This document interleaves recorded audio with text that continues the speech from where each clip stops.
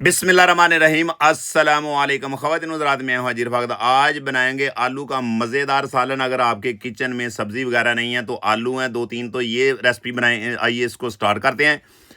ये देखेंगे मेरे पास 3-4 अदद आलू है। इसको अच्छे तरीके से धो के मैंने इसका छिलका पहले ही उतार लिया और अब इसकी बारी आ गई कटिंग की। कटिंग आप कोई भी तरीके से कर सकते हैं, कोई मसला नहीं है, कोई टेंशन वाली बात नहीं है। मुझे तो ये पसंद है कि जो चिप्स टाइप कटेंगे मैं ये करूँगा, ये खूबसूरत लगती है और आप कोई भी कर सकते हैं और कोई टेंशन वाली बात नहीं है। और ये देखें कि इसको आपने जिस टाइम पे आपने इसकी कटिंग कर लेनी है तो एक काम करना, आपने इसको पानी में ऐड करते जाना है। पानी के बाहर नहीं रखना, पानी के बाहर रखेंगे तो आलूओं का कलर चेंज हो जाएगा। ये बहुत ही अहम स्टेप है और इसी तरीके से कटिंग करते जाना है और आपने इसको पानी में ऐड करते जाना है। अगला जो हमारा पॉइंट है, फ्लेम मैंने ऑन कर दिया है, कढ़ाई मैंने फ्लेम के ऊपर रख दी है, इसमें घी मैंने ऐड कर दिया है। और घी का आपने इतनी देर तक इंतज़ार करना है कि जिस टाइम पे आगे अपना घी थोड़ा सा गर्म हो जाए तो फिर आधी चमची इसमें जाएगा ज़ीरा। और साथ ही आपने इस टाइम पे बारीक कटे हुए आलू, जो आपने आलूओं की कतलियाँ भी इसको बोल सकते हैं, और आपने इस टाइम पे इसमें ऐड करते जाना है। तो आपने काम करना है कि इस टाइम पे आके आपने इसको अच्छे तरीके से मीडियम फ्लेम पे आपने इसको भूनना है। आपने हाई फ्लेम पे इसको नहीं फ्राई करना कि जो आपके आलू हैं वो एक साइड इसकी जल जाएगी, वो सही नहीं बनेंगे। ये बहुत ही अहम स्टेप है और ये रेसिपी मैं बहुत ही आसान अल्फाज से आपसे शेयर कर रहा हूँ कि आप घर में आसान तरीके से बना सके। ये मिनटों सेकंडों में घर रेसिपी बनने वाली है और बहुत ही मज़े की बनती है। और इस टाइम पे आगे आधी चमचा आपने नमक अपने टेस्ट के मुताबिक कम या ज़्यादा इसमें ऐड कर सकते हैं, कोई मसला नहीं है। और नमक ऐड करके आपने इसको भूनना है अच्छे तरीके से।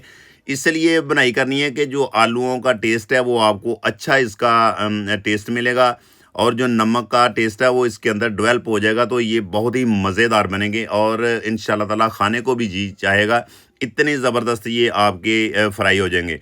तो ये मेरे पास एक चॉप किया हुआ प्याज मीडियम साइज़ का है, वो भी आपने इस टाइम पे साथ ही इसमें ऐड करते जाना है। बहुत ज़्यादा आपने इसमें प्याज ऐड नहीं करना, थोड़ा थोड़ा सा आपने इसको टच देना है।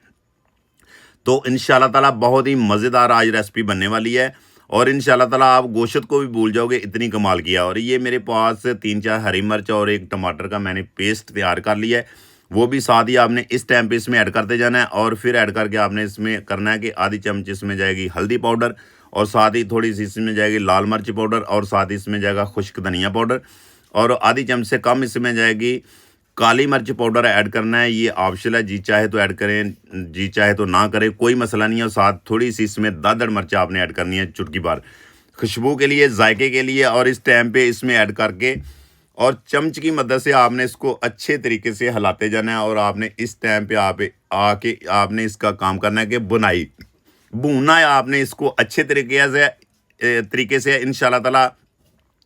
तो आपको ये समझे कि आपको इंशाल्लाह ताला आज मटन का टेस्ट मिलने वाला है। अगर ये आप कढ़ाई घर बनाएंगे आलूओं की तो बहुत ही कमाल की ये रेसिपी है और इंशाल्लाह ताला मिनटों में बनने वाली है और आसान तरीके से ये बना सकते हैं, कोई मुश्किल काम भी नहीं है। ये देखेंगे माशाल्लाह 4-5 मिनट मैंने इसको भून लिया और इस टाइम पे आगे इसमें जाएगा गरम मसाला पाउडर ऐड करना है खुशबू के लिए, जायके के लिए।